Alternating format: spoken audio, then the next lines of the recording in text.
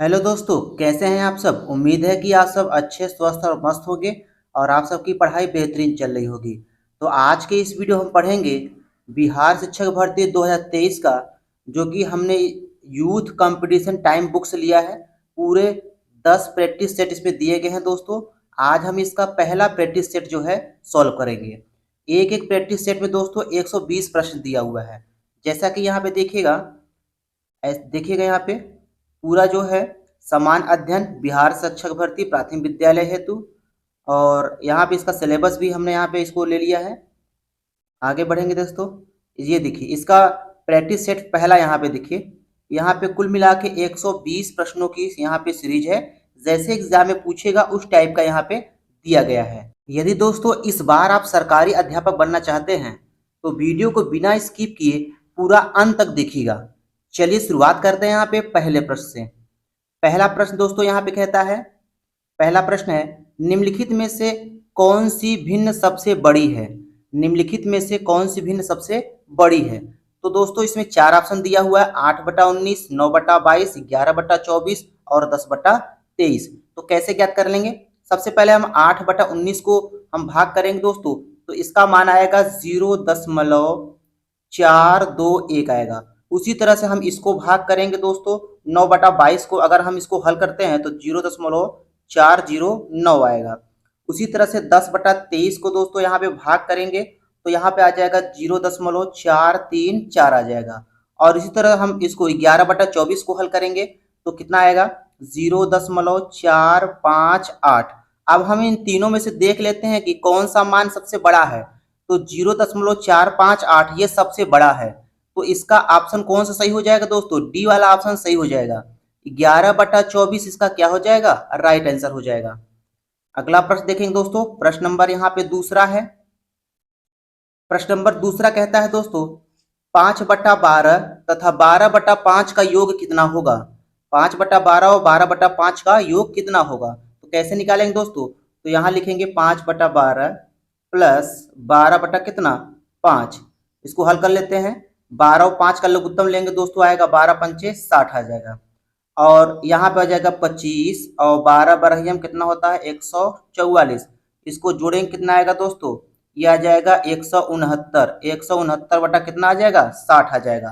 तो 169/60 इसका right answer हो जाएगा, जैसा कि यहाँ ऑप्शन डी इसका मैच कर रहा है। प्रश्न नंबर तीसरा देखते हैं दोस्तों। प्रश्न नंबर तीसरा यहाँ पे कहता है, 7569 का वर्गमूल कितना होगा। 7569 का वर्गमूल दोस्तों यहाँ पूछ रहा है, तो कैसे करेंगे। वर्गमूल निकालने के लिए दोस्तों सबसे पहले हम क्या करेंगे, बाएं तरफ से दो दो का क्या बनाएंगे, जोड़ा बनाएंगे। दो दो का क्या बना देते हैं, जोड़ा। तो जैसे देखिएगा 7, 5, 6, 9 ऐसे लिख लेंगे और एक लाइन यहाँ ऐसे खींच लेंगे, इधर से दो जोड़ा, इधर से दो जोड़ा बना लिया, ऊपर ऐसे लाइन खींच लेंगे। अब हम ऐसे वर्ग का पहाड़ा पढ़ेंगे दोस्तों जो 75 से जो है ज्यादा न जाए। तो सबसे पहले हम 8 का पहाड़ा पढ़ेंगे। तो 8 का पहाड़ा पढ़ते हैं कितनी बार, 8 बार। 8 का पहाड़ा पढ़ेंगे दोस्तों कितनी बार, 8 बार। 8 अठाई कितना हो जाएगा 64। अब इसको घटा देंगे दोस्तों तो यहाँ पे आ जाएगा कितना 11 आ जाएगा। अब हम यहाँ पे उतारेंगे कितना 69 ऐसे उतार लेंगे। अब यहाँ 8 के जगह 8 जोड़ देंगे तो कितना हो जाएगा 16। अब 16 के आगे दोस्तों ऐसी संख्या भरेंगे, जितनी संख्या हम यहाँ भरेंगे उतनी बार ले जाएंगे और उनका गुणा करने पर 1169 से ज्यादा न जाए। तो कितनी बार ले जाएंगे दोस्तों, यहाँ पे इसके आगे हम भरेंगे 7। 7 भर देता हूँ तो 7 बार ले जाऊंगा, तो गुणा करने पर कितना आएगा यहाँ पे 1169 ही आएगा। तो ये पूरी तरह से क्या हो गया, कट गया। तो इसका वर्गमूल कितना आया दोस्तों 87 इसका वर्गमूल आया। तो 7569 का वर्गमूल कितना आया दोस्तों 87 आ गया। तो 87 इसका राइट आंसर हो जाएगा। दोस्तों यदि एग्जाम में आपको वर्गमूल न निकालना है तो आप क्या करिएगा, ऑप्शन से हल कर लीजिएगा। जैसे इसी का 2 बार गुणा कर दीजिएगा, जैसे 87 में 87 का गुणा कर दीजिएगा। अगर ये वाला संख्या आ गया तो यही इसका राइट आंसर हो जाएगा। ठीक है दोस्तों, अगला प्रश्न चलेंगे। प्रश्न नंबर यहाँ पे 4। प्रश्न नंबर चौथा है दोस्तों, यहाँ कहता है 60, 120 और 225 का एलसीएम बताइए। 60, 120 और 225 का हमें क्या निकालना है दोस्तों, एलसीएम निकालना है। तो एलसीएम निकालने का दो तरीका है दोस्तों, एक भाग विधि और एक गुणनखंड विधि। तो 60, 120 और 225। इसका एलसीएम दोस्तों आप सब निकाल के बताएंगे कमेंट बॉक्स में कि इसका एलसीएम कितना आएगा। अगला प्रश्न देखेंगे दोस्तों, प्रश्न नंबर यहाँ पे 5वां देखते हैं। प्रश्न नंबर 5वां कहता है 18 और 24 के व्युत्क्रमों के लस और मस बताइए। 18 और 24 के व्युत्क्रमों का लस और मस पूछ रहा है। तो दोस्तों 18 का व्युत्क्रम क्या होगा, 1/18 हो जाएगा, और 24 का व्युत्क्रम क्या होगा, 1/24 हो जाएगा। अब इनका हमसे पूछ रहा है पहले लस और बाद में मस। तो लस निकालने के लिए क्या करेंगे दोस्तों, तो ये हो गया भिन्न का लस। तो लस निकालने के लिए क्या करेंगे, अंश का लस, तो 1 और 1 का लस कितना आएगा दोस्तों, 1/18 और 24 का मस कितना आएगा दोस्तों, 18 और 24 का मस निकालेंगे कितना आएगा, 6 आएगा। कितना आएगा दोस्तों, 6। तो यहाँ पे लस कितना आ गया, 1/6। लस आ गया दोस्तों 1/6। अब हम निकाल लेते हैं इसका मस। मस निकालेंगे दोस्तों, तो मस निकालने के लिए क्या हो जाएगा, अंश का मस, अंश का मस, तो 1 और 1 का मस कितना आएगा, 1 आएगा, और हर का लस, हर का लस निकालेंगे, 18 और 24 का लस निकालेंगे दोस्तों कितना आएगा, 72 आएगा। तो मस कितना आ गया, 1/72, और लस आ गया 1/6। तो देखते हैं कौन सा ऑप्शन यहाँ पे मैच कर रहा है। ऑप्शन सी इसका मैच कर रहा है। लस 1/6 है और मस 1/72 है, तो ऑप्शन सी इसका राइट आंसर हो जाएगा। अगला प्रश्न देखते हैं दोस्तों, प्रश्न नंबर यहाँ पे 6 है। प्रश्न नंबर 6 दोस्तों कहता है एक गांव की जनसंख्या 18,000 से बढ़कर 22,500 हो गई, तो वृद्धि का प्रतिशत बताइए। पहले गांव की जनसंख्या 18,000 थी, बाद में बढ़कर 22,500 हो गई। तो इसमें पूछ रहा है कि कितने परसेंट की वृद्धि हुई। तो परसेंटेज वृद्धि निकालने के लिए दोस्तों कुछ मत करिए, बेसिक तरीका लगाइए। तो पहले आप ये देखिए कि इसमें जो है जनसंख्या में कितनी वृद्धि हुई। तो 22,000 में 22,500 में दोस्तों 18,000 घटा लीजिए, घटाने पर कितना आएगा, 4,500 आएगा। घटाने पर कितना आ गया, 4,500। और बट्टे में क्या लिखेंगे, मूल जनसंख्या, जो पुरानी जनसंख्या थी उसको हम क्या कर देंगे, भाग कर देंगे, 18,000 से भाग कर देंगे, और परसेंटेज बदलने के लिए 100 का गुणा कर देंगे। तो इसको हल कर लेते हैं। 1 0 1 0 कट गया, 1 0 इससे कट गया यहाँ पे, और 1 0 इससे कट गया। अब 450/18 है, तो 450/18 इसको हल करते हैं दोस्तों, तो कितना आ जाएगा। इसको हल करने पर अगर हम भाग देंगे दोस्तों कितना आ जाएगा, 18 में इसको भाग करेंगे तो 18 दूना 36, 36 आ जाएगा दोस्तों। फिर यहाँ पे कितना बचेगा, 9, 18 पंचे 90, 25% आएगा। तो 25% की वृद्धि हुई, तो 25% इसका क्या हो जाएगा दोस्तों, राइट आंसर हो जाएगा। ऑप्शन ए इसका मैच कर रहा है। अगला प्रश्न देखेंगे दोस्तों, प्रश्न नंबर यहाँ पे 7वां है। 25 वस्तुओं का क्रय मूल्य 20 वस्तुओं के विक्रय मूल्य के बराबर है, लाभ परसेंट बताइए।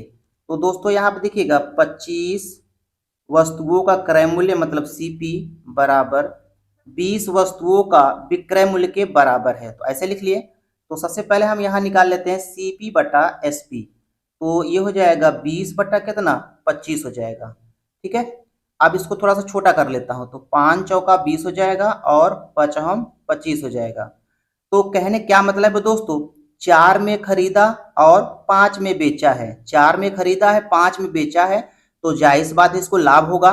तो हमसे पूछ रहा है कि लाभ परसेंट, तो लाभ परसेंट निकालने के लिए दोस्तों क्या करेंगे, सबसे पहले देखिएगा 4 में खरीदा है 5 में बेचा है, तो कितने रुपए का लाभ होगा, 1 रुपए का लाभ होगा। और परसेंटेज बदलने के लिए 100 का क्या करेंगे, गुणा कर देंगे। और बटे, बटे हमेशा क्रय मूल्य से भाग दिया जाता है। तो क्रय मूल्य क्या है दोस्तों, यहाँ पे 4 है, क्या है 4, तो 4 से इसको भाग दे देंगे। तो 4 से इसको भाग करें कितनी बार जाएगा, 25 बार जाएगा। तो 25% इसका राइट आंसर हो जाएगा। ऑप्शन बी इसका मैच कर रहा है। अगला प्रश्न देखेंगे दोस्तों, प्रश्न नंबर यहाँ पे 8वां है। प्रश्न नंबर 8 कहता है दोस्तों 3 दिन का 30 घंटे के साथ अनुपात बताइए। 3 दिन का 30 घंटे के साथ अनुपात बताइए। तो दोस्तों इधर इधर जो है घंटे में मान दिया हुआ है, इधर दिन में मान दिया हुआ है। तो सबसे पहले हम मात्रक बराबर कर लें। तो एक दिन में 24 घंटा होता है दोस्तों, तो 3 दिन में कितने घंटे, 72 घंटे। अनुपात इधर दिया है 30 घंटे। तो इसको हल कर लेते हैं दोस्तों। इसको 3 से काटेंगे तो 3 दहम में 30, और 3 से काटेंगे तो 3 दूना 6, और 3 चौका 12। यहाँ पर फिर जो दोस्तों आएगा 24 अनुपाते कितना 10। अभी ये और छोटा होगा, 2 पंचे कितना 10 और 2 से काटेंगे 12। 12:5 आया इसका आंसर। कितना आया दोस्तों 12:5। तो ये इसका राइट आंसर हो जाएगा। ऑप्शन बी इसका मैच कर रहा है। अगला प्रश्न देखते हैं दोस्तों। एक्स वाई और जेड साथ मिलकर किसी काम को पूरा करते हैं और 210 रुपये कमाते हैं। यदि एक्स वाई और जेड के कार्य का अनुपात 4:6:5 है तो जेड को कितना रुपया मिला। एक्स वाई जेड 3 व्यक्ति हैं दोस्तों, तीनों मिलकर 210 रुपया कमाते हैं और इनकी कार्य क्षमता का अनुपात दिया है 4:6:5। तो जेड को कितना रुपया मिला यही आपसे पूछ रहा है। तो ध्यान से देखिएगा, यहाँ पे जेड का अनुपातिक मान कितना दिया है दोस्तों 5 है। तो सबसे पहले क्या लिख लेंगे 5 ऊपर लिख लेंगे बटा तीनों अनुपात को यहाँ जोड़ लेंगे 6 4 10 10 5 कितना हो गया 15। अब तीनों मिलकर कितना कमाए थे 210 रुपया, गुणा कर देंगे 15 से इसको कैंसिल कर देंगे दोस्तों, कितनी बार जाएगा 14 बार जाएगा। और 14 में 5 का गुणा कर देंगे दोस्तों, कितना आ जाएगा 14 पंचे 70 रुपया। तो जेड को कितना रुपया मिला 70 रुपया जेड को मिला। तो ऑप्शन बी इसका मैच कर रहा है। प्रश्न नंबर 10वां देखते हैं दोस्तों। प्रश्न नंबर यहाँ पे 10 है। डी एक कार्य को 18 दिन में कर सकता है और ई उसी काम को आधे समय में कर सकता है। यदि दोनों एक साथ काम करें तो वे कार्य समाप्त करने में कितना समय लेंगे। डी जो है दोस्तों 18 दिन में काम करता है, डी 18 दिन में काम करता है। ई कितने दिन में काम करता है, ई जो है दोस्तों डी का आधे समय में काम करता है। तो डी का आधा समय कितना हो जाएगा दोस्तों 9। डी जो है 18 दिन में काम पूरा करता है तो ई कई दिन में पूरा करेगा 9 दिन में काम पूरा करेगा। अब कहता है दोनों मिलकर काम पूरा करेंगे तो कितने समय में पूरा होगा। तो क्या करेंगे इनका अपोजिट लेके जोड़ देंगे और उसका आंसर कर लेंगे। तो इनका अपोजिट कितना होगा 1/18 और प्लस 1/9। इसको हल कर लेंगे दोस्तों, 9 18 का लघुत्तम आ जाएगा 18। तो यहाँ बचेगा 1 और 9 दूनी 18, यहाँ बच जाएगा कितना 2। तो 2 और 1 3 हो जाएगा, 3 बटा कितना हो जाएगा दोस्तों 18। इसको कैंसिल कर देंगे तो बचेगा कितना 1/6। इसका अपोजिट जो हो जाएगा वो इसका राइट आंसर हो जाएगा। तो दोनों मिलकर कुल काम कितने दिन में पूरा करेंगे 6 दिन में दोनों मिलकर काम पूरा करेंगे। ऑप्शन डी इसका मैच कर रहा है। अगला प्रश्न देखेंगे दोस्तों। प्रश्न नंबर यहाँ पे 11 है। प्रश्न नंबर 11 कहता है पाइप ए और बी क्रमशः 10 घंटे और 15 घंटे में खाली टैंक को भर सकते हैं। दोनों टैंक अगर एक साथ भरे तो कितना समय लगेगा। तो चलिए दोस्तों, यहाँ पे कहता है ए जो है वो 10 घंटे में भरता है, बी जो है 15 घंटे में भरता है। अगर दोनों एक साथ टंकी में खोल दिए जाए तो कितने घंटे में भरेंगे। जब दोनों एक साथ की बात कर रहा है तो हम क्या करेंगे प्लस लगा के हल करेंगे और पहले इनके अपोजिट वैल्यू को हम प्लस करेंगे। 1/10 और प्लस 1 कितना 15। तो 10 और 15 का लघुत्तम लेंगे दोस्तों आएगा 30। तो 10 तिहाई 30 और 15 दूना कितना हो जाएगा 30। तो यहाँ पर आ जाएगा कितना 5/30 आ जाएगा। हल करेंगे दोस्तों इसको 1/6 आ जाएगा। तो इसका जो अपोजिट वैल्यू होगा दोस्तों वही इसका राइट आंसर होगा। नल टंकी या कार्य समय हो दोस्तों उसमें अपोजिट करके ही सवाल को लगाया जाता है। तो यहाँ पे 1/6 का अपोजिट कितना होगा दोस्तों 6 होगा। तो दोनों मिलकर 6 घंटे में टंकी को भर सकते हैं। तो ऑप्शन बी इसका मैच कर रहा है। अगला प्रश्न है दोस्तों 4.5% प्रतिवर्ष की दर से 4 वर्ष 6 महीने में 2400 रुपये पर प्राप्त होने वाला साधारण ब्याज कितना होगा। तो साधारण ब्याज निकालने के लिए दोस्तों सूत्र लगता है मूलधन गुणित दर गुणित समय बटा 100। मूलधन गुणित दर गुणित समय बटा कितना 100। समय यहाँ पे दोस्तों वर्ष में होना चाहिए। तो जैसा कि समय यहाँ पे देखिए 4 वर्ष 6 महीने दिया हुआ है तो सबसे पहले हम समय को वर्ष में बदल लेते हैं। तो 4 वर्ष प्लस 6 महीना दिया है तो 6 महीनों को साल में बदलने के लिए 12 से भाग कर देंगे। तो 6 का 6 6 दूना 12। तो 4 प्लस 1/2 तो 2 चौका 8 8 और 1 9 9/2 वर्ष। समय कितना आ गया दोस्तों यहाँ पे 9/2 वर्ष आ गया। अब हमसे पूछता है साधारण ब्याज कितना होगा। तो साधारण ब्याज निकालने के लिए सूत्र लगाएंगे दोस्तों मूलधन दिया है 2400 रुपया, दर दिया है 4.5%, 4.5% लिख देंगे। समय समय यहाँ पे आया कितना दोस्तों 9/2 वर्ष। अब बटे क्या करेंगे 100 करेंगे, बटे में 100 करेंगे। अब इसको हल करेंगे दोस्तों, तो हल करने पर यहाँ पे कितना आएगा, 2 जीरो से कैंसिल कर देंगे और 2 से इसको काटेंगे दोस्तों 12 बार जाएगा। अब तीनों संख्याओं का यहाँ पे गुणा करेंगे दोस्तों, तो गुणा करने पर कितना आएगा यहाँ पे 486 रुपया आ जाएगा। कितना आएगा दोस्तों 486 रुपया। तो साधारण ब्याज यहाँ पे कितना आया 486 रुपया। ऑप्शन ए इसका मैच कर रहा है। अगला प्रश्न है दोस्तों यहाँ पे, कितने समय में 8,750 रुपए का साधारण ब्याज 8% की वार्षिक दर से मूलधन का 6/25वां हो जाएगा। तो कैसे निकालेंगे दोस्तों, यहाँ पे समय हमसे पूछ रहा है, तो सबसे पहले यहाँ पे हम साधारण ब्याज निकाल लेते हैं। साधारण ब्याज, तो साधारण ब्याज यहाँ पे कितना है, मूलधन का 6/25वां भाग है। साधारण ब्याज कितना है दोस्तों, मूलधन का 6/25वां भाग है। तो मूलधन कितना दिया है दोस्तों 8,750 दिया हुआ है, तो का माने गुणा और 6/25 यहाँ कर लेंगे। तो इसको हल कर लेंगे दोस्तों, इसको हल करने पर कितना आएगा यहाँ पे 2,100 रुपया। 2,100 रुपया यहाँ पे क्या आ गया, साधारण ब्याज आ गया। साधारण ब्याज 2,100 रुपया आ गया। अब हमसे पूछ रहा है समय, तो यहाँ पे सूत्र लगाएंगे दोस्तों, साधारण ब्याज बराबर, तो साधारण ब्याज आया दोस्तों 2,100 रुपया, यहाँ रख लेंगे। मूलधन, मूलधन कितना है 8,750, दर दिया है दोस्तों कितना 8, और समय, समय को हम मान लेते हैं यहाँ पे टी। अब बटे में क्या लिखेंगे 100 लिखेंगे, बटे में क्या लिखेंगे दोस्तों 100 लिखेंगे। अब इसको हल कर लेंगे दोस्तों, तो हल करने पर कितना आएगा यहाँ पे समय, टी का मान कितना आएगा दोस्तों 3 वर्ष आएगा। कितना आएगा 3 वर्ष आएगा। तो 3 वर्ष इसका राइट आंसर हो जाएगा दोस्तों। ऑप्शन ए इसका मैच कर रहा है। अगला प्रश्न देखेंगे दोस्तों, प्रश्न नंबर यहाँ पे 14 है। प्रश्न नंबर 14 कहता है, मीना और सीना की वर्तमान आयु का अनुपात 4 और 3 है। 6 वर्ष बाद मीना की आयु 26 वर्ष हो जाएगी, तो सीना की वर्तमान आयु कितनी है। तो दोस्तों देखिए कैसे लगाएंगे। सबसे पहले देखिएगा, मीना और सीमा की वर्तमान आयु दिया है कितना 4 और 3 दिया हुआ है, ठीक है। और 6 वर्ष बाद मीना की आयु यहाँ पे ले रहा है, 6 वर्ष बाद मीना की आयु ले रहा है। तो सबसे पहले हम दोनों की आयु निकाल लें, ठीक है। तो मीना की आयु कितनी हो जाएगी दोस्तों यहाँ पे 4x हो जाएगा, और सीना की आयु कितनी हो जाएगी यहाँ पे 3x हो जाएगा। अब हमसे कहता है कि मीना की आयु 6 साल बाद, तो मीना जो है इस समय कितने साल की है दोस्तों 4x साल की है। अब कहता है कि 6 साल बाद 26 साल की हो जाएगी, तो 6 साल इसमें जोड़ दें और बराबर 26 लिख दें। तो इसको हल करेंगे दोस्तों, कितना आएगा 4x बराबर 26 में से 6 घटाएंगे कितना आएगा 20, और x का मान कितना आ जाएगा दोस्तों 4 5 6 20, x का मान कितना आ गया 5 आ गया। अब हमसे पूछता है सीमा की वर्तमान आयु बताइए, तो सीमा की वर्तमान आयु कितनी है दोस्तों 3x है। तो 3 में हम 5 का गुणा कर देंगे तो कितना आ जाएगा 15 वर्ष आ जाएगा। तो सीना की वर्तमान आयु कितनी आई 15 वर्ष। ऑप्शन सी इसका मैच कर रहा है।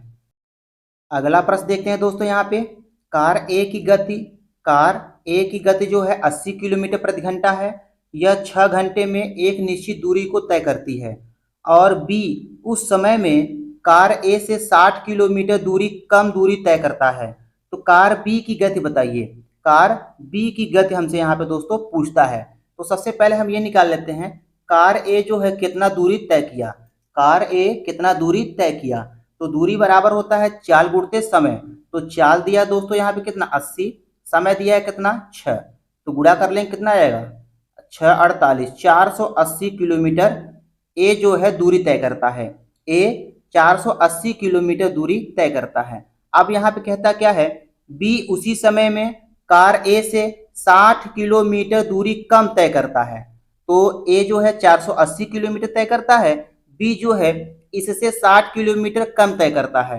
तो हम क्या करेंगे 480 में पहले हम 60 घटा देते हैं, 480 में 60 घटा देंगे कितना आएगा दोस्तों 420 किलोमीटर। तो 420 किलोमीटर ये दूरी कौन तय करता है, बी तय करता है।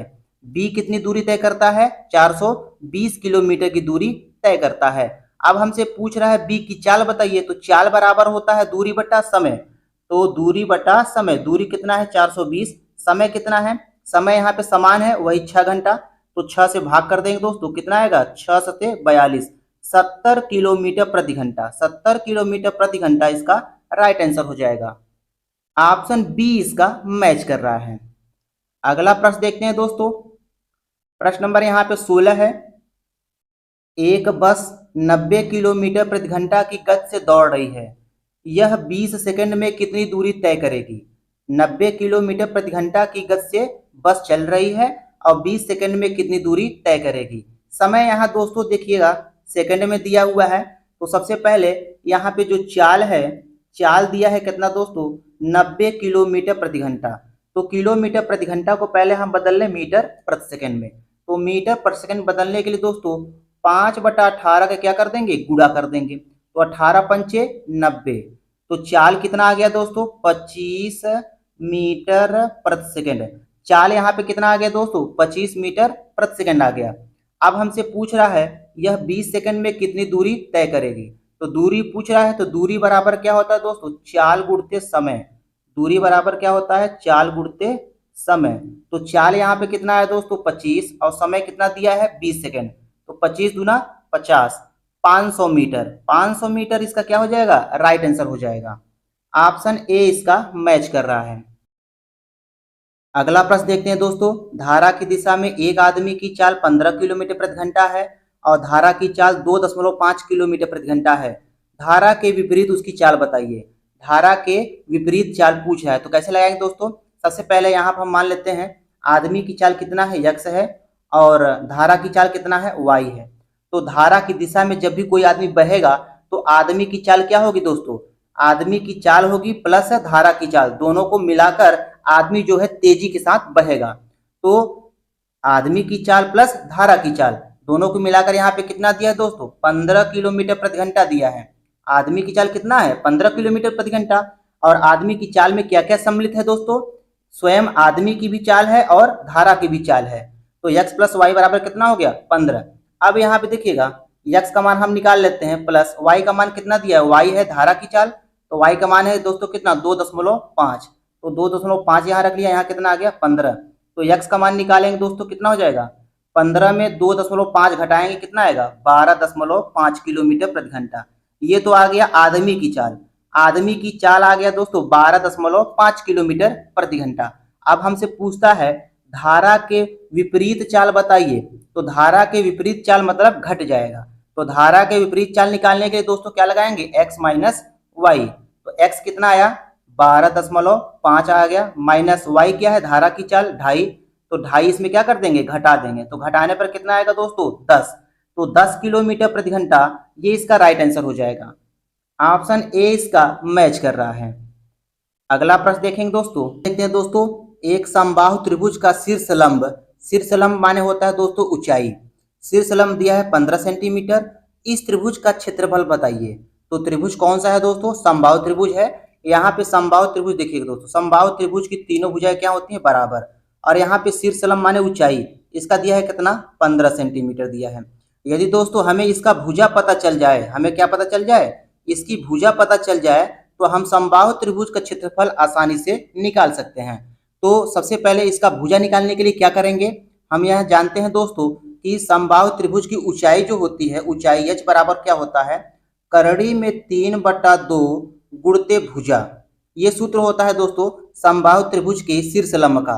करड़ी में 3/2 गुणते भुजा। तो यहाँ h का मान कितना है दोस्तों? 15। तो इसको हल करेंगे, करड़ी में 3/2 और गुणते ए का मान निकालेंगे दोस्तों कितना आ जाएगा? 15 दूना 30। तो 30 बटा करड़ी में 3 आ गया। तो समबाहु त्रिभुज की भुजा यहाँ पे कितना आ गया दोस्तों? भुजा आ गया यहाँ पे 30 बटा करड़ी में 3 आ गया। अब हम इसका क्षेत्रफल निकाल सकते हैं। तो क्षेत्रफल निकालने के लिए दोस्तों क्या करेंगे? समबाहु त्रिभुज का क्षेत्रफल सूत्र क्या होता है दोस्तों? त्रिभुज का क्षेत्रफल करड़ी में 3/4 गुणते भुजा स्क्वायर होता है। तो यहाँ इसमें मान रख देंगे दोस्तों, करड़ी में 3/4 गुणते भुजा। भुजा का मान कितना आया था दोस्तों? भुजा का मान आया था यहाँ पे 30 बटा करड़ी में 3 और गुणते 30 बटा करड़ी में 3 यहाँ पर रखेंगे क्योंकि यहाँ पे भुजा का स्क्वायर है। अब इसको हल कर लेते हैं दोस्तों। करड़ी 3 से करड़ी 3 कट जाएगा और 2 से काटेंगे तो 2 दूनी 4 और 2 से काटेंगे कितनी बार जाएगा? 15 बार। फिर इसको 2 से काटेंगे, यहाँ से 2 जाएगा 15 बार। तो कितना आ जाएगा? 15 15 225, 225 बटा कितना आया करड़ी में 3, 225 बटा करड़ी में 3। तो यहाँ पे आ गया दोस्तों कितना 225 बटा कितना करड़ी में 3। जैसा कि ऑप्शन नहीं मिल रहा है दोस्तों, तो हम क्या करेंगे यहाँ पे करड़ी 3 का परमेयीकरण कर देते हैं। तो करड़ी 3 का ऊपर भी गुणा कर देंगे और करड़ी 3 का नीचे भी गुणा कर देंगे। तो यहाँ पे बचेगा दोस्तों कितना 225 और करड़ी में 3 और बटा करड़ी 3 में करड़ी 3 का गुणा करेंगे दोस्तों आएगा 3। अब 3 से इसको कैंसिल कर देंगे दोस्तों यहाँ पे, तो 3 सते 21 और 3 पचे 15, तो 75 करड़ी 3 इसका राइट आंसर हो जाएगा।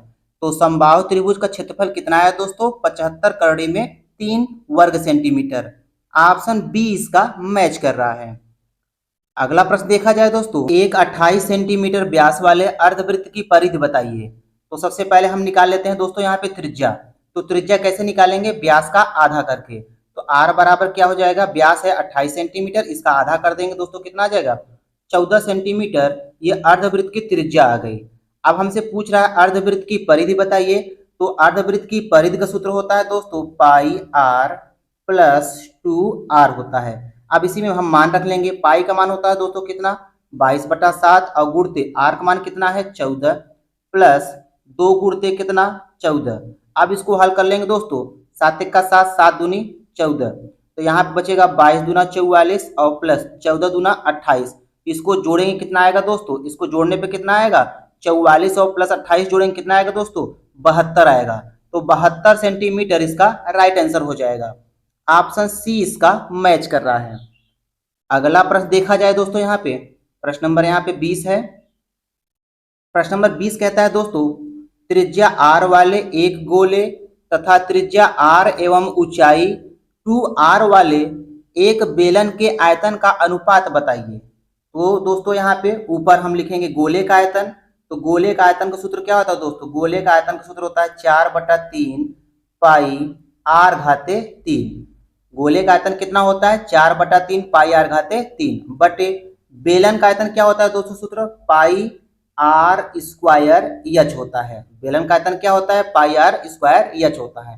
तो अब हम क्या करेंगे यहाँ पे 4 पाई r घाते 3 ऐसे लिख लेंगे दोस्तों, और ये जो 3 है 3 ये चला जाएगा कहाँ पे नीचे, नीचे 3 पाई r स्क्वायर। अब यहाँ पे बेलन की ऊंचाई दिया है दोस्तों कितना 2r दिया हुआ है, तो यहाँ रख देंगे कितना 2r। अब इसको हल कर लेंगे, पाई से पाई कैंसिल हो गया, ऊपर r जो है 3 बार है दोस्तों और नीचे भी r कितनी बार है 3 बार है। तो अब यहाँ पे बचा क्या, ऊपर बचा 4, नीचे बचा कितना दोस्तों 3 दूना 6।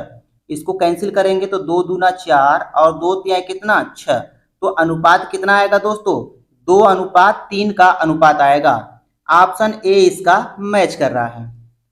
अगला प्रश्न देखा जाए दोस्तों, जब 4x घाते 6 माइनस 5x घाते 3 माइनस 3 को x घाते 3 माइनस 2 से विभाजित किया जाता है तो शेषफल क्या आएगा। तो दोस्तों इस टाइप का सवाल लगाने के लिए हम यहाँ पे इसको लगाएंगे शेषफल प्रमेय से। तो सबसे पहले जिससे भाग दिया जाता है दोस्तों उसको क्या करेंगे बराबर 0 करके उसमें x का मान निकाल लेंगे।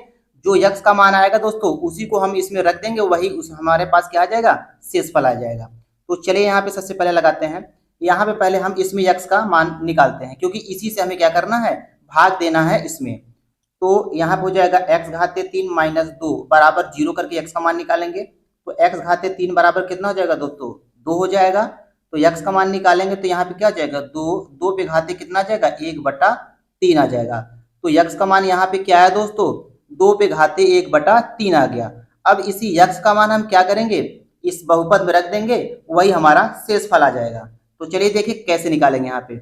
अब यहाँ पे रखेंगे मान 4, इस x के जगह रखेंगे दोस्तों कितना, x की जगह रखेंगे 2 पे घाते 1/3 और पूरे के पावर कितना दिया है दोस्तों 6 माइनस 5, और फिर इस x की जगह रखेंगे 2 पे पावर 1/3 और पूरे के पावर कितना है 3 माइनस 3। अब इसको हल करेंगे दोस्तों 4 हो जाएगा यहाँ पे क्या हो जाएगा पावर की पावर का गुणा करेंगे दोस्तों। तो यहाँ पे हो जाएगा 3 से कटेगा 3 दूनी 6, तो यहाँ पे बचेगा 2 का स्क्वायर बच जाएगा माइनस 5। अब इसमें पावर की पावर गुणा करेंगे दोस्तों तो 3 से 3 कैंसिल हो जाएगा, तो यहाँ केवल बचेगा कितना 2। और यहाँ बचा कितना -3। तो यहाँ पर आ जाएगा 2 का स्क्वायर कितना होता है दोस्तों 4 होता है, और 4 में 4 को गुणा करेंगे कितना आएगा 16। 16 इधर आ गया माइनस 5 दूना कितना हो जाएगा दोस्तों 10 हो गया, और इधर बचा कितना -10। तो 16 में से 10 घटाएंगे दोस्तों कितना आ जाएगा 6 आ जाएगा। 16 में से 10 घटाएंगे दोस्तों कितना आएगा 6, और आगे बचा -3। तो 6 में से 3 घटाएंगे कितना आएगा दोस्तों 3 आएगा। तो 3 इसका क्या आ जाएगा शेषफल आ जाएगा। 3 क्या आएगा दोस्तों इसका शेषफल आ जाएगा। तो ऑप्शन ए इसका मैच कर रहा है।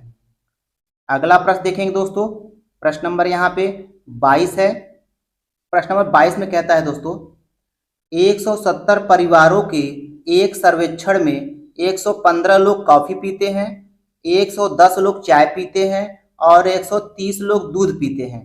इसके अलावा 85 कॉफी और दूध पीते हैं, 75 कॉफी और चाय दोनों पीते हैं, 95 चाय और दूध दोनों पीते हैं, 70 तीनों चाय तीनों पीते हैं। 70 जो है तीनों पीते हैं। पता करें कि कितने लोग कॉफी और दूध का उपयोग करते हैं लेकिन चाय का नहीं करते। तो इस टाइप का सवाल दोस्तों कैसे लगाएंगे, यहाँ पे देखिएगा, यहाँ पे दिया है कॉफी दिया है, चाय दिया है और दूध लिया है। तो सबसे पहले हम यही बना लेते हैं। यहाँ पे हो गया। अब क्या कहता है, अब हमसे कहता है कि कितने लोग जो है कॉफी और दूध का उपयोग करते हैं लेकिन चाय का नहीं। कॉफी और दूध दोनों पीते हैं, मतलब ये कॉफी हो गया और ये दूध हो गया, ये कॉफी हो गया और ये दूध हो गया। कॉफी और दूध पीते हैं लेकिन चाय नहीं पीते। तो ये देखिएगा, ये 15 जो है 15 लोग ऐसे हैं, 15 लोग जो ऐसे हैं दोस्तों वो केवल कॉफी और दूध पीते हैं, कॉफी और दूध पीते हैं लेकिन चाय नहीं पीते। तो 15 इसका क्या हो जाएगा राइट ऑप्शन हो जाएगा। ऑप्शन ए इसका मैच कर रहा है।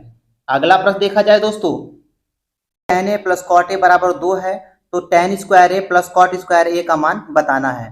तो इधर दोस्तों स्क्वायर में पूछ रहा है, तो हम क्या करेंगे, यहाँ पे ये जो वैल्यू दिया हुआ है इसको हम क्या कर देंगे, दोनों पक्षों का वर्ग कर देंगे। तो दोस्तों इसको लगाने से पहले मैं आपको एक सूत्र बता देता हूँ कि tan a into cot A, ये जहां भी आएगा दोस्तों उसका मान हमेशा कितना होता है 1 होता है। tan a into cot a का मान हमेशा कितना होता है दोस्तों 1 होता है। ये सूत्र आप ध्यान दीजिएगा। चलिए अब इसको लगाते हैं सवाल को। अब यहाँ पे हम क्या करेंगे दोस्तों, tan a plus cot a का होल स्क्वायर और बराबर इधर क्या हो जाएगा 2 का स्क्वायर। अब इसको दोस्तों a प्लस बी के हिसाब से हम इसको खोलेंगे, a प्लस बी का होल स्क्वायर। तो यहाँ हो जाएगा tan स्क्वायर a और plus cot square a plus 2 tan a into cot a, और उधर बचेगा कितना दोस्तों 4 बचेगा। कितना बचेगा 4। अब यहाँ पे दोस्तों tan square a plus cot square a इसी का मान हमसे पूछ रहा है। tan square a plus cot square a इसी का मान हमसे पूछ रहा है। इधर बचा प्लस 2। अभी हमने आपको बताया कि tan a into cot a का मान कितना होता है दोस्तों 1 होता है। तो इधर बचा कितना 2 1 का 2 बच गया। इधर कितना बच गया दोस्तों 2 1 का 2 बच गया। अब 2 जो है इधर हम 75 करेंगे तो 4 में से 2 घट जाएगा, कितना बचेगा 2 बचेगा। 4 में से 2 घटेगा दोस्तों कितना बचेगा, 4 में से 2 घटेगा कितना बचेगा 2 बचेगा। तो 2 इसका क्या आ जाएगा राइट आंसर आ जाएगा। अगला प्रश्न देखा जाए दोस्तों, साइन 120 अंश, साइन 240 अंश, साइन 270 अंश का मान बताइए। साइन 120 अंश, साइन 240 अंश, साइन 270 अंश का मान हमें यहाँ पे बताना है। तो कैसे लगाएंगे दोस्तों, साइन 120 अंश का मान होता है दोस्तों करड़ी में 3/2 होता है। साइन 120 अंश का मान कितना होता है दोस्तों करड़ी में 3/2 होता है। और यहाँ पे साइन 240 अंश का मान, साइन 240 अंश का मान कितना होता है दोस्तों माइनस करड़ी में 3/2 होता है। साइन 240 अंश का मान कितना होता है दोस्तों माइनस करड़ी में 3/2 होता है। और साइन 70 अंश का मान कितना होता है दोस्तों, साइन 70 अंश का मान होता है -1। अब इसी को हल कर लेते हैं दोस्तों।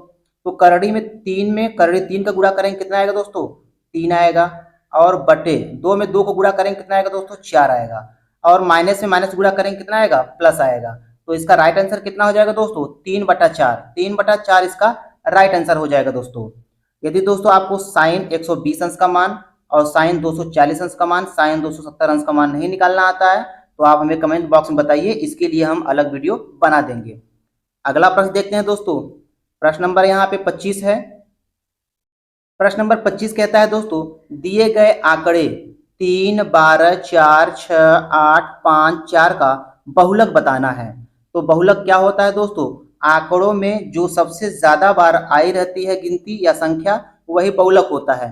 तो देखिए इसमें बहुलक कौन है, सबसे ज्यादा बार कौन आया है दोस्तों? इसमें सबसे ज्यादा बार इसमें देखिए 4 आया है। 4 जो है 2 बार आया है और बाकी सब एक एक बार आया है। तो इस आंकड़े का बहुलक कितना हो जाएगा? 4 हो जाएगा। 4 इसका राइट आंसर हो गया। ऑप्शन सी इसका मैच कर रहा है। अगला प्रश्न देखा जाए दोस्तों, अगला प्रश्न यहाँ पे है, उस विकल्प का चयन कीजिए जिसके शब्दों के बीच वैसा ही संबंध है जैसा संबंध दिए गए युग्म के संबंधों के बीच में है। तो यहाँ पे दोस्तों देखिएगा, मगरमच्छ जो है वो सरीसृप के अंतर्गत आता है, क्योंकि ये रेंगने वाले जीव हैं। मगरमच्छ जो है वो रेंगता है। और कौवा जो है, कौवा उभयचर होता है, ये तो गलत है, न तो ये पानी में नहीं रहता, पानी और स्थल दोनों में नहीं रहता है, तो पहला ऑप्शन गलत हो गया। यहाँ पे देखिएगा, यहाँ इसका जो सबसे सुटेबल आंसर है दोस्तों वो है बाघ। बाघ जो होता है वो स्तनधारी होता है। बाघ क्या होता है? स्तनधारी होता है। जिस प्रकार से यहाँ मगरमच्छ सरीसृप से संबंधित है, उसी प्रकार से बाघ जो है स्तनधारी से संबंधित है। तो सी इसका राइट आंसर हो जाएगा। अगला प्रश्न देखा जाए दोस्तों, एक विशिष्ट कूट भाषा में फिक्सर को 64 लिखा जाता है, नोवाइस को 36 लिखा जाता है।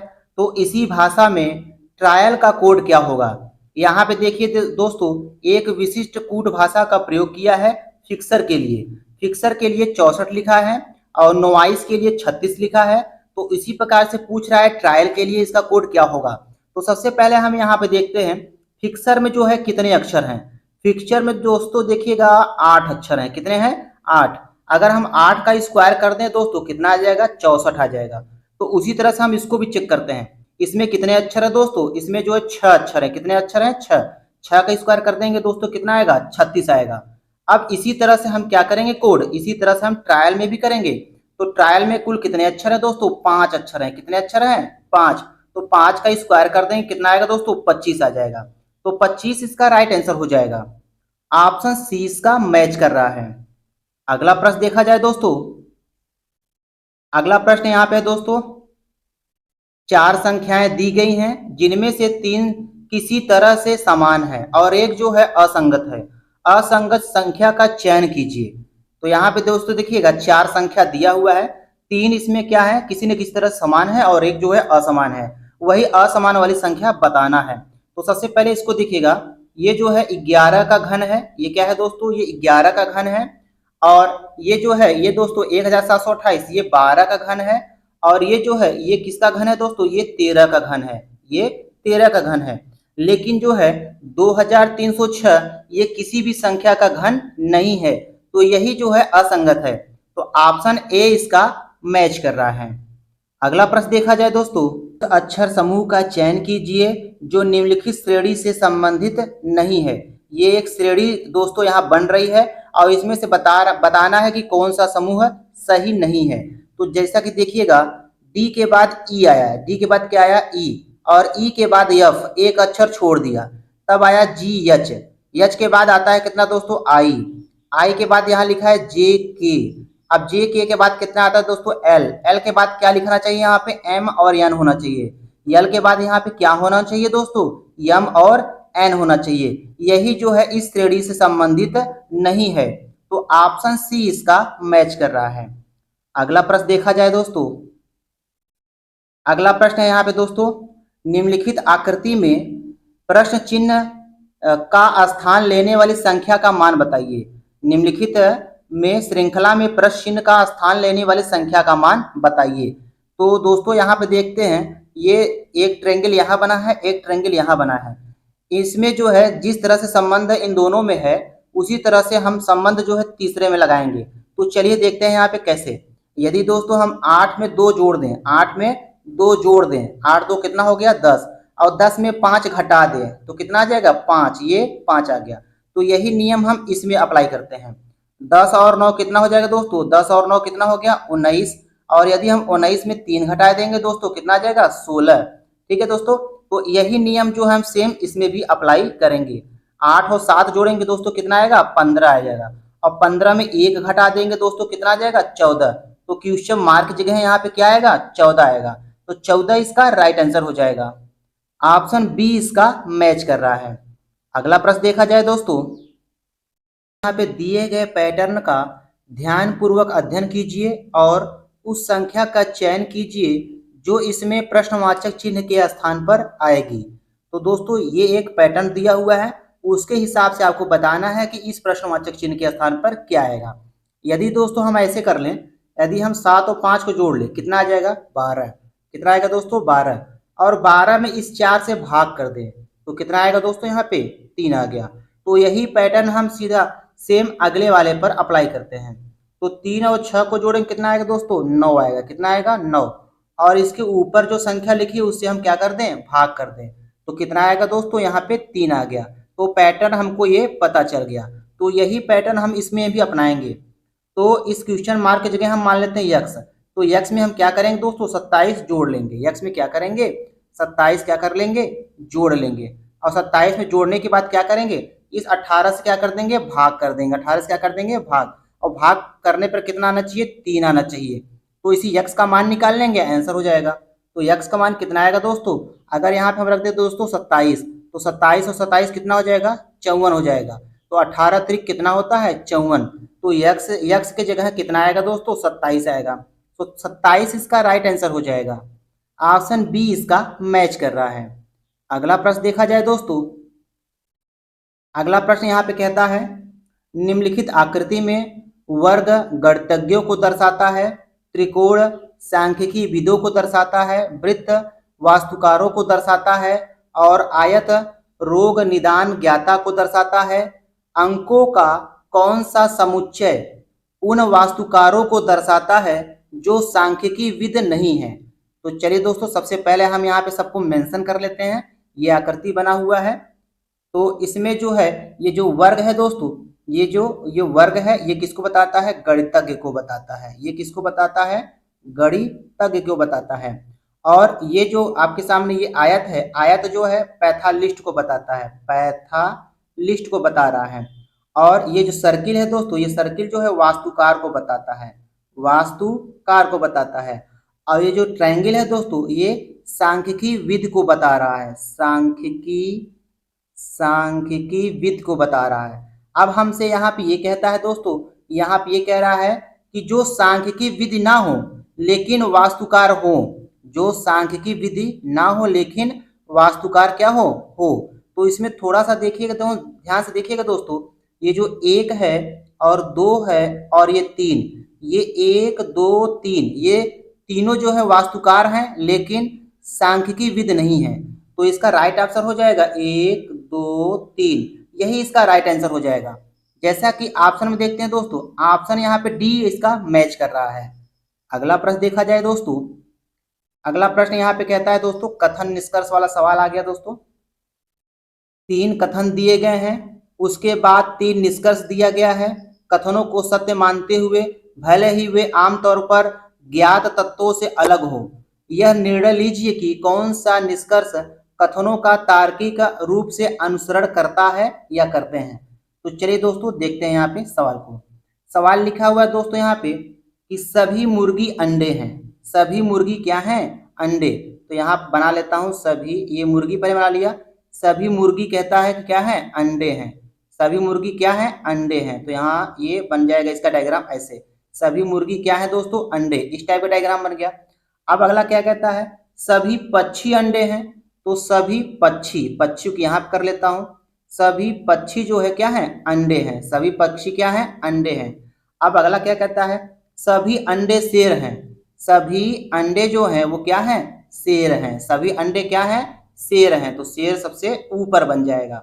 अब निष्कर्ष देखते हैं दोस्तों, निष्कर्ष में क्या कह रहा है सभी मुर्गियां शेर हैं, सभी मुर्गियां शेर हैं जी, ये सत्य होगा क्योंकि जो है मुर्गियां जो है देखिएगा यहाँ पे आ रहा है और इसके ऊपर शेर आ रहा है, सभी मुर्गियां क्या हैं शेर हैं, तो पहला वाला कथन सही है। दूसरा देखते हैं कुछ शेर अंडे हैं, कुछ शेर अंडे हैं, देखिएगा यहाँ पे सभी अंडे जो है वो शेर हैं, सभी अंडे क्या हैं, शेर हैं। और तो यहाँ पे कुछ शेर अंडे भी हो सकते हैं, कुछ शेर अंडे भी हो सकते हैं। तो दूसरा वाला भी इसका सही है। तीसरा देखते हैं दोस्तों, सभी पक्षी शेर हैं। सभी पक्षी, यहाँ देखिए यहाँ सभी लिखा है, सभी पक्षी शेर हैं। ये भी ये कथन क्या है, सही है। ये भी कथन क्या है, सही है। तो इसमें एक दो तीन, तीनों कथन जो है अनुसरण कर रहा है। तो ऑप्शन इसका कौन सा सही हो जाएगा दोस्तों, यहाँ पे ऑप्शन ए सही हो जाएगा, सभी निष्कर्ष अनुसरण करते हैं। अगला प्रश्न देखा जाए दोस्तों, अगला प्रश्न है दोस्तों, यहाँ पे लिखा हुआ है, राधिका को किसी परीक्षा में शीर्ष से 16वां और नीचे से 13वां रैंक प्राप्त हुआ है, तो कक्षा में कुल कितने छात्र हैं। कक्षा में कुल कितने छात्र हैं। तो दोस्तों इस टाइप का सवाल कैसे लगाएंगे, कुल छात्र बराबर होता है, कुल कुल छात्र बराबर होता है दोस्तों m+n माइनस 1 होता है। कुल छात्र बराबर होता है m+n माइनस 1। तो यहाँ पे दोस्तों यम क्या है, यम यहाँ पे 16वां मान है, 16 रख देंगे, प्लस यन क्या है, यन यहाँ पे 13वां स्थान है, 13 रख लेंगे और माइनस 1 कर लेंगे। तो 16 और 13 जोड़ेंगे दोस्तों कितना हो जाएगा, 29, और 29 में 1 घटा देंगे, कितना आएगा दोस्तों, 28 आ जाएगा। तो कक्षा में कुल कितने छात्र हैं, 28 छात्र हैं। तो 28 इसका राइट आंसर हो जाएगा, ऑप्शन डी इसका मैच कर रहा है। अगला प्रश्न देखा जाए दोस्तों, यदि 12 मई 2011 को गुरुवार था तो 10 मई 2004 को सप्ताह का कौन सा दिन होगा। तो दोस्तों यहाँ पे 2011 को दिया हुआ है कि गुरुवार था, 2011 को दिया है दोस्तों, यहाँ पे क्या है, गुरुवार है। अब हमसे पूछ रहा है कि 10 मई 2004 को सप्ताह का कौन सा दिन था। तो 10 मई 2004 के दिन कौन सा दिन पड़ रहा है, यही पूछ रहा है। तो कैसे निकालेंगे दोस्तों, सबसे पहले देखिए यहाँ पे 12 मई 2011 दिया है, तो सबसे पहले हम निकाल लेते हैं 12 मई 2004 को कौन सा दिन पड़ेगा। 12 मई 2004 को कौन सा दिन पड़ेगा। अगर दोस्तों हम 12 मई 2004 का दिन पता कर ले तो 10 मई को निकालने के लिए कोई दिक्कत नहीं पड़ेगा, इसमें 2 घटा देंगे तो 10 मई का दिन हमको पता चल जाएगा। तो चलिए सबसे पहले निकालते हैं यहाँ पे। तो 12 मई 2011 को गुरुवार था, तो इसके पीछे सन पूछ रहा है, तो दोस्तों इसके पीछे जाएंगे तो 2010 में, तो 2010 में जो है कौन सा दिन पड़ेगा। तो गुरुवार के पहले कौन सा दिन आता है दोस्तों, बुधवार आता है। कौन सा दिन आता है, बुधवार आता है। अब 2009 में दोस्तों, 2009 में कौन सा दिन पड़ेगा, तब एक दिन पीछे ये भी पड़ेगा, मंगलवार पड़ेगा, ट्यूसडे। फिर 2008 में दोस्तों कौन सा दिन पड़ेगा, मंगलवार के एक दिन पहले क्या पड़ेगा दोस्तों, सोमवार पड़ेगा, मंडे। ठीक है। फिर इसी प्रकार से 2007 में देखते हैं दोस्तों, 2007 में कौन सा दिन पड़ेगा।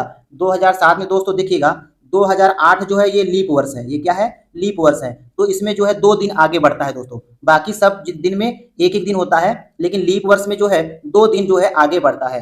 तो इसमें हम क्या करेंगे, 2 दिन पीछे करेंगे। तो सोमवार से 2 दिन पीछे करेंगे दोस्तों, तो 2007 में कौन सा दिन पड़ेगा, शनिवार पड़ेगा, सैटरडे पड़ेगा।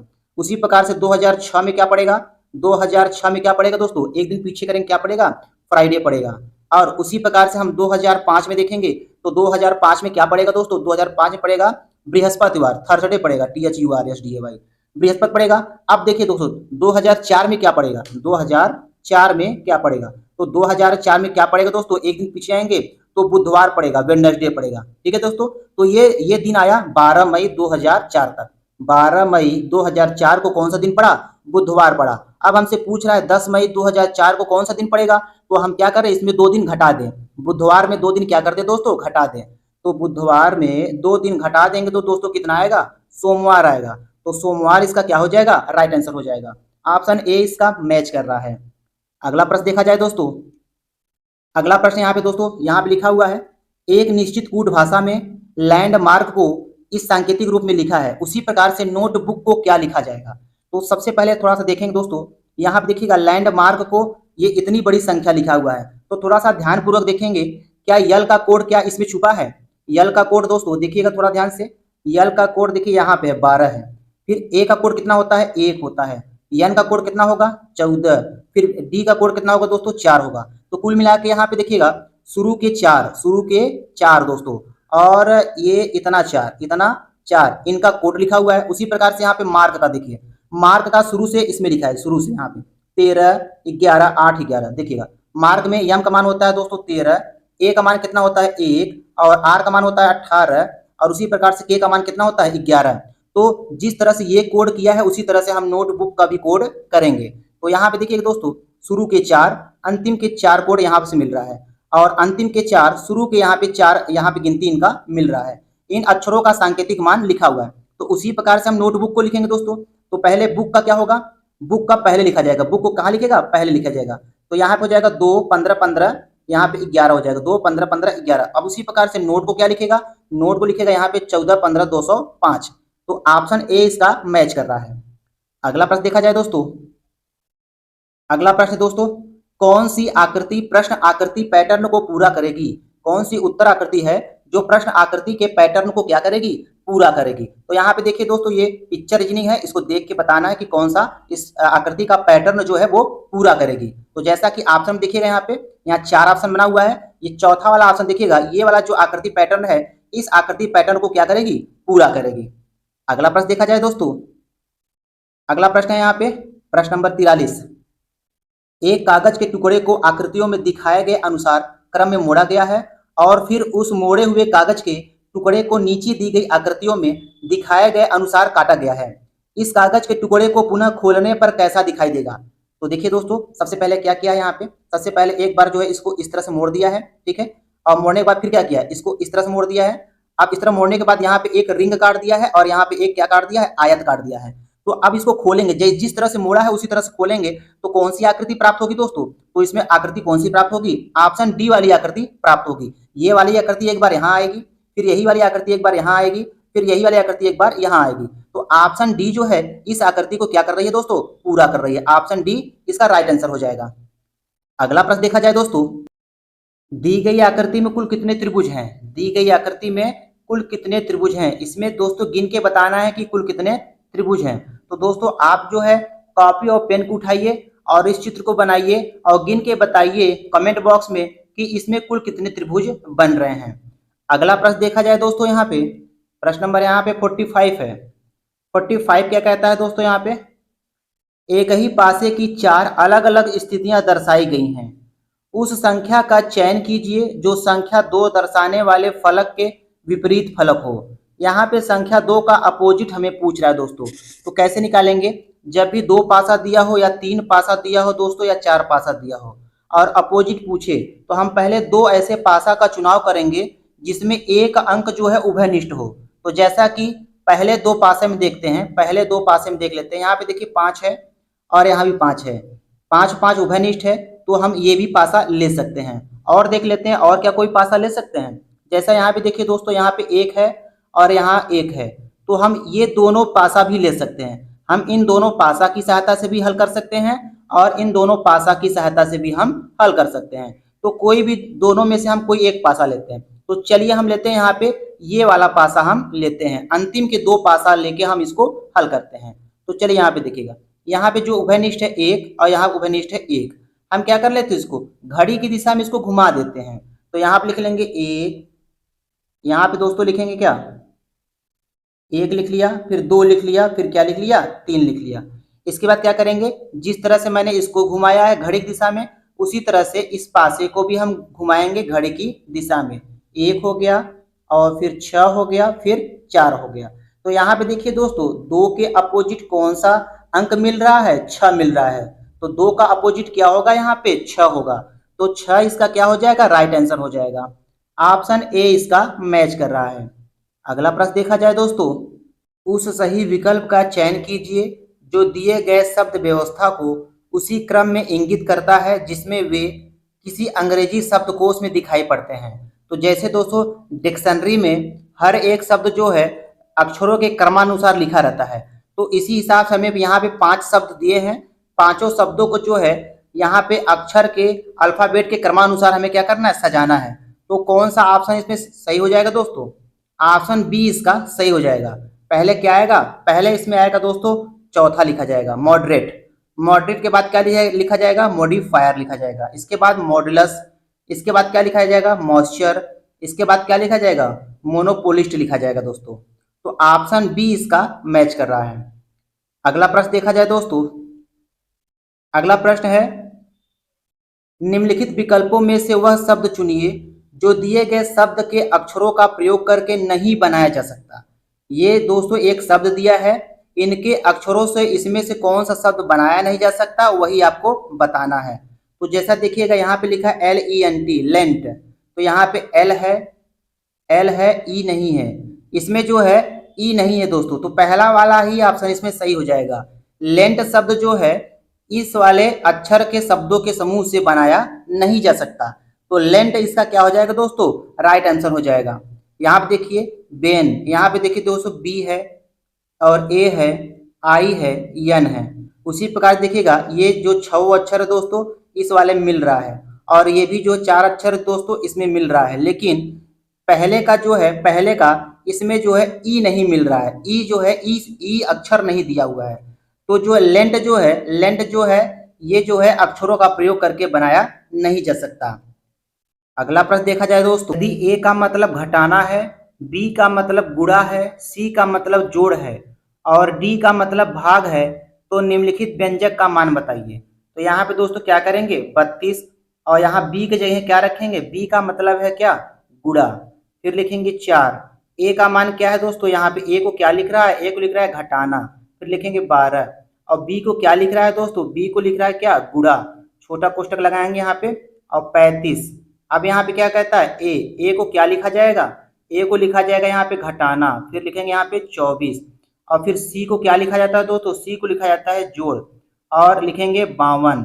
फिर डी को क्या लिखा जाता है दोस्तों, डी को लिखा जाता है भाग, भागे कितना 4, कितना लिख देंगे दोस्तों 4 लिख देंगे।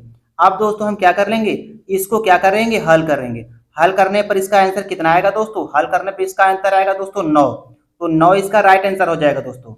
अगला प्रश्न देखा जाए दोस्तों, में से किस पुरातात्विक स्थल पर गर्त आवासों के प्रमाण मिले हैं, बुर्ज होम इसका राइट आंसर हो जाएगा दोस्तों। अगला प्रश्न है दोस्तों, भगवान गौतम बुद्ध के जीवन काल के दौरान 7वीं और 6ठी शताब्दी ईसा पूर्व में कितनी महान शक्तियां महाजनपद अस्तित्व में थी, तो 16 महाजनपद जो है अस्तित्व में थी। अगला प्रश्न देखेंगे, प्रश्न नंबर 53 है दोस्तों, मलिक इख्तियार उद्दीन अल्तुया ने रजिया सुल्तान को निम्नलिखित में से किस किले में कैद किया था। मलिक इख्तियार उद्दीन अल्तुया ने रजिया सुल्तान को निम्नलिखित में से किस किले में कैद किया था, इसका राइट ऑप्शन हो जाएगा दोस्तों डी, बठिंडा के किला मुबारक में, बठिंडा के किला मुबारक में।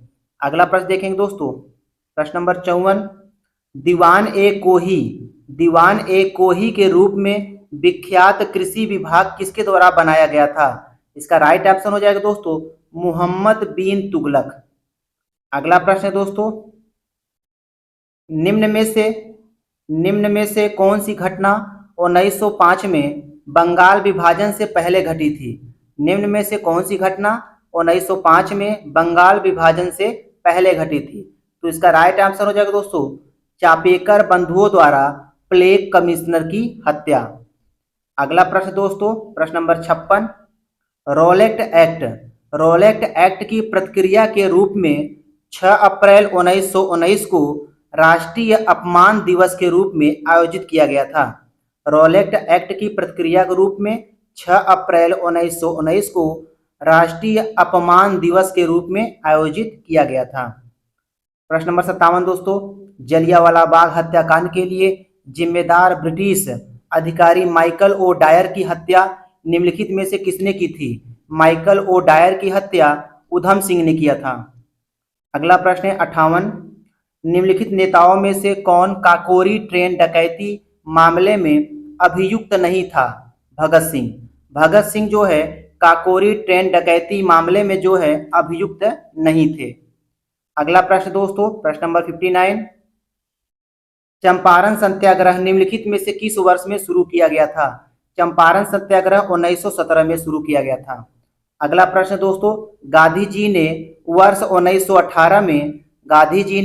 1918 में अहमदाबाद में सूती मिल श्रमिकों को साथ लेकर एक सत्याग्रह का आयोजन किया था। प्रश्न नंबर अगला देखेंगे दोस्तों, निम्नलिखित में से किस देश से होकर भूमध्य रेखा नहीं गुजरती है। निम्नलिखित में से किस देश से होकर भूमध्य रेखा नहीं गुजरती है। थाईलैंड इसका राइट आंसर हो जाएगा। अगला प्रश्न दोस्तों, भारत किस देश के साथ सबसे लंबी सीमा साझा करता है? भारत किस देश के साथ सबसे लंबी सीमा साझा करता है दोस्तों? बांग्लादेश के साथ। अगला प्रश्न दोस्तों, प्रश्न नंबर यहाँ पे 63 है। निम्नलिखित में से किसे श्वेत पर्वत, व्हाइट माउंटेन, श्वेत पर्वत के नाम से भी जाना जाता है? धौलागिरा को श्वेत पर्वत के नाम से भी जाना जाता है। अगला प्रश्न है, भारत सरकार के पर्यावरण और वन मंत्रालय के तहत वैधानिक स्वायत्त निकाय राष्ट्रीय जैव विविधता प्राधिकरण की स्थापना किस वर्ष हुई थी? सन 2003 में हुआ था। अगला प्रश्न देखेंगे दोस्तों, 1972 में पश्चिम बंगाल वन विभाग ने राज्य के दक्षिण पश्चिमी जिलों में निम्न कोटिकृति साल वनों को पुनर्जीवित करने में अपनी विफलताओं को स्वीकार किया था। अगला प्रश्न देखेंगे दोस्तों, प्रश्न नंबर यहाँ पे 66 है। बेसल प्रोटोकॉल जो है किससे संबंधित है? बेसल प्रोटोकॉल जो है वो खतरनाक अपशिष्ट पदार्थों के सीमा पार स्थानांतरण से संबंधित है। अगला प्रश्न है दोस्तों, संयुक्त राष्ट्र ग्रीन जलवायु कोष का मुख्यालय किस देश में है? संयुक्त राष्ट्र ग्रीन जलवायु कोष का मुख्यालय दक्षिण कोरिया में है। अगला प्रश्न देखेंगे दोस्तों, प्रश्न नंबर यहाँ पे 68 है। हमारे पर्यावरण के प्रति असंवेदनशीलता के कारण निम्नलिखित में से कौन सा पादप विलुप्त होने के कगार पर है? इसका राइट आंसर हो जाएगा दोस्तों ए, हेलिएंथस एनुअस, ये इसका राइट आंसर हो जाएगा। अगला प्रश्न देखेंगे दोस्तों, प्रश्न नंबर यहाँ पे 69 है। लाओ खोवा वन्य जीव अभयारण्य भारत के उत्तर पूर्वी राज्यों में किस नदी के दक्षिणी तट पर स्थित है? ब्रह्मपुत्र इसका राइट आंसर हो जाएगा। अगला प्रश्न है, Indira Gandhi memorial tulip garden जो एशिया का सबसे बड़ा ट्यूलिप गार्डन है, यह कहाँ स्थित है? श्रीनगर में स्थित है। Indira Gandhi memorial tulip garden कहाँ स्थित है? श्रीनगर में स्थित है। अगला प्रश्न देखेंगे, भारत सरकार अधिनियम 1919 को किस और नाम से जाना जाता है? भारत सरकार अधिनियम 1919 को मांट्यू चेम्सफोर्ड रिपोर्ट के नाम से भी जाना जाता है। अगला प्रश्न है, सभा के विचार विमर्श के लिए मार्गदर्शन करने के लिए उद्देश्य संकल्प आंदोलन का प्रारंभ जवाहरलाल नेहरू द्वारा किया गया था। अगला प्रश्न दोस्तों, प्रश्न नंबर 73, भारतीय संविधान का निम्न भागों में से कौन सा भाग इसके संशोधन के लिए प्रक्रियाओं का विवरण देता है? भाग 20 में संविधान संशोधन का वर्णन है। अगला प्रश्न देखेंगे दोस्तों, प्रश्न नंबर 74 है। भारत के संविधान का निम्नलिखित में से कौन सा अनुच्छेद उपाधियों के उन्मूलन से संबंधित है? अनुच्छेद 18। अगला प्रश्न है, भारतीय संविधान का कौन सा अनुच्छेद राज्यपाल की सभी कार्यपालिका शक्तियों से संबंधित है? अनुच्छेद 154। अगला प्रश्न देखा जाए दोस्तों, भारत के संविधान के निम्नलिखित भागों में से कौन सा भाग नागरिकता से संबंधित है? तो भाग 2 जो है वो नागरिकता से संबंधित है। अगला प्रश्न है, कोई भी व्यक्ति भारतीय प्रधानमंत्री के रूप में अधिकतम कितनी बार सेवारत हो सकता है? कोई सीमा नहीं है। अगला प्रश्न देखेंगे दोस्तों, प्रश्न नंबर 78 है। प्रश्नकाल के बाद लोकसभा के किसी सदस्य द्वारा जनता के महत्व के किसी निश्चित विषय पर विचार विमर्श हेतु कार्यकारी का ध्यान आकर्षण के लिए रखा गया प्रस्ताव क्या कहलाता है? स्थगन प्रस्ताव कहलाता है। स्थगन प्रस्ताव इसका राइट आंसर हो जाएगा। अगला प्रश्न देखा जाए दोस्तों, निम्नलिखित में से कौन राज्य की विधान परिषद में कुछ सदस्यों को नामित करने की शक्ति रखता है? इसका राइट ऑप्शन हो जाएगा दोस्तों, संबंधित राज्य के राज्यपाल। अगला प्रश्न है, प्रश्न नंबर 80 है दोस्तों, भारतीय संविधान के निम्नलिखित में से किस अनुच्छेद में यह वर्णन है कि संसद के पास संघ सूची में शामिल किसी भी मामले के संबंध में कानून बनाने की विशेष शक्तियां हैं? तो इसका राइट आंसर हो जाएगा दोस्तों, अनुच्छेद 246। प्रश्न नंबर 81 है दोस्तों, प्रकाश की तरंगदैर्घ्य को मापने की इकाई क्या है? प्रकाश की तरंगदैर्घ्य को मापने की इकाई दोस्तों एंगस्ट्रॉम होती है। अगला प्रश्न है दोस्तों, पानी के अंदर ध्वनि संकेतों का पता लगाने के लिए हाइड्रोफोन का प्रयोग किया जाता है। पानी के अंदर ध्वनि संकेतों का पता लगाने के लिए हाइड्रोफोन का प्रयोग किया जाता है। अगला प्रश्न है दोस्तों, निम्नलिखित में से कौन सा युग्म सही नहीं है? हाइग्रोमीटर से वायुमंडल का जलवाष्प अंश नापा जाता है, ये सही है। एनेमोमीटर से वायु की गति नापी जाती है, ये भी सही है। सिस्मोग्राफ से भूकंप नापा जाता है, ये भी सही है।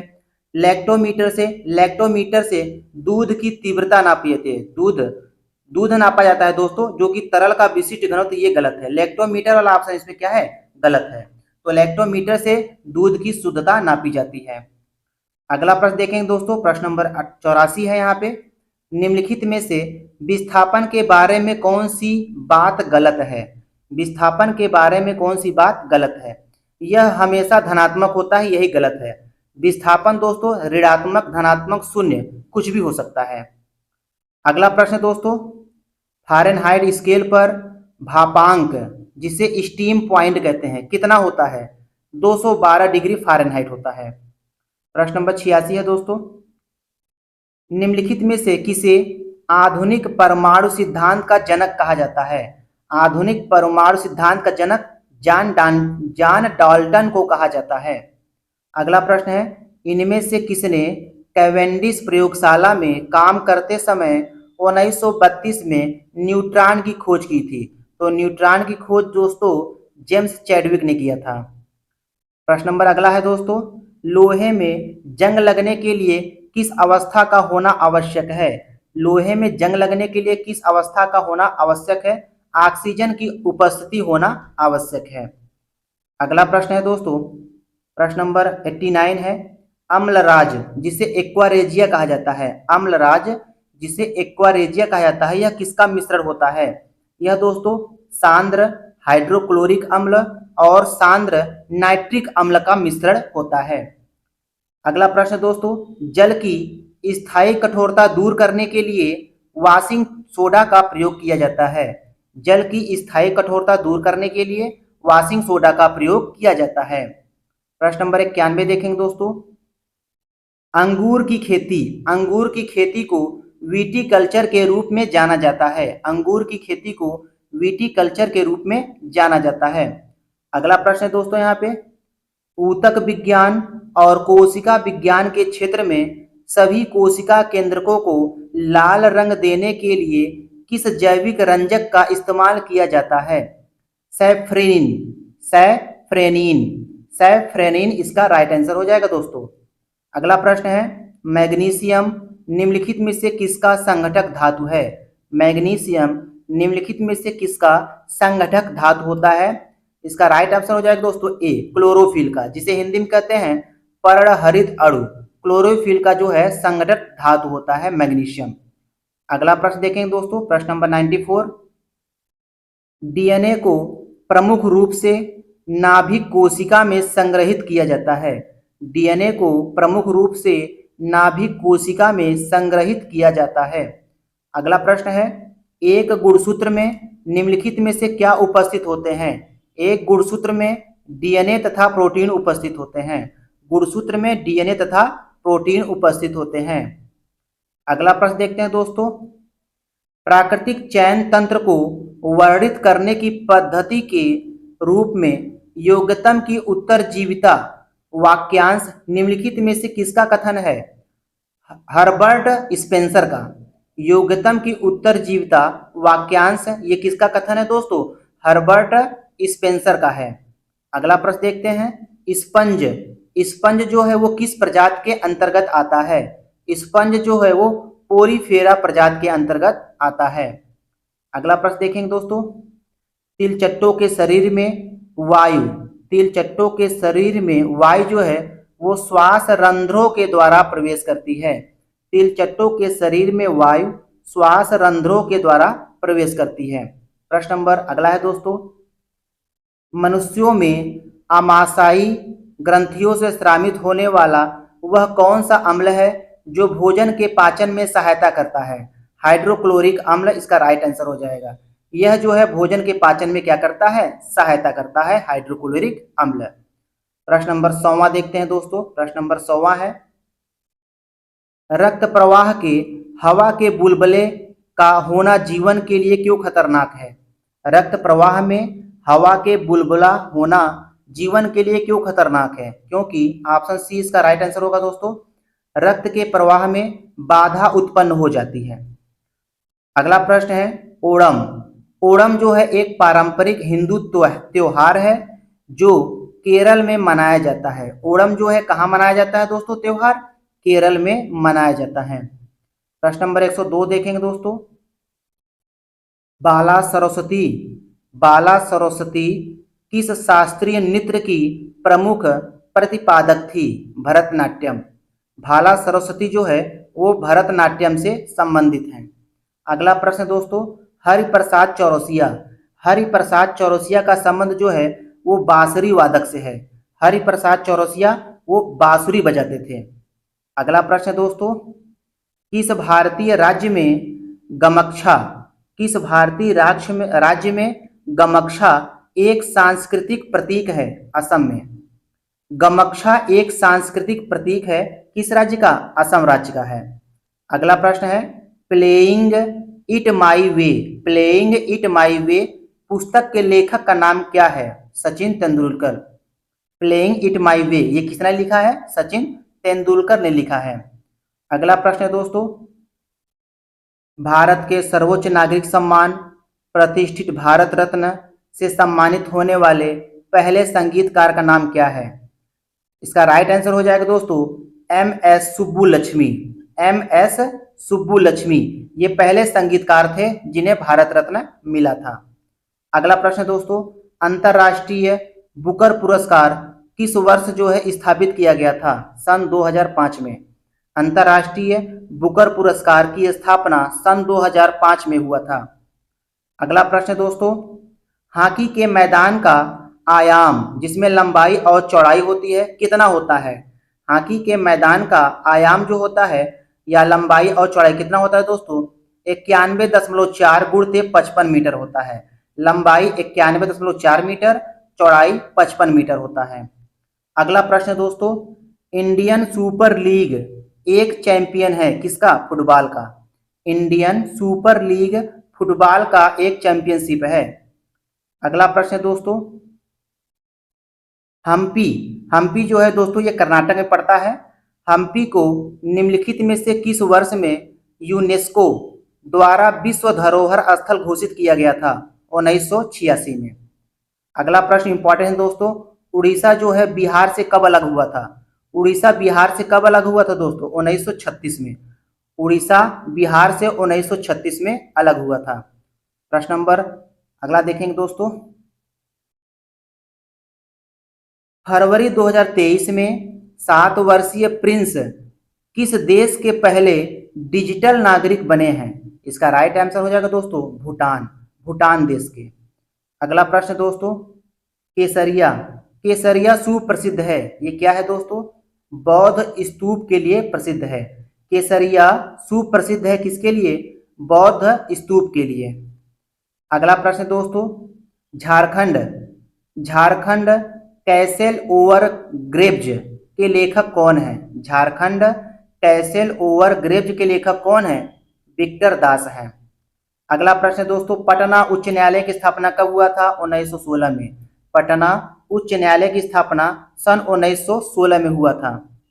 अगला प्रश्न देखेंगे दोस्तों, हाल ही में प्रीजर आर्किटेक्चर पुरस्कार 2023 से किसे सम्मानित किया गया? डेविड चिपरफील्ड को सम्मानित किया गया। अगला प्रश्न देखेंगे दोस्तों, 95 ऑस्कर पुरस्कार समारोह में सर्वश्रेष्ठ शॉर्ट फिल्म डॉक्यूमेंट्री श्रेणी में भारत की द एलिफेंट विस्पर ने ऑस्कर जीता। इसके निर्देशक कौन है? कार्तिकी गोंजाल्वेस हैं। प्रश्न नंबर 118 देखते हैं दोस्तों, हाल ही में किस राज्य सरकार ने पथश्री रास्ता श्री योजना शुरुआत की? हाल ही में किस राज्य सरकार ने पथश्री रास्ता श्री योजना शुरुआत की?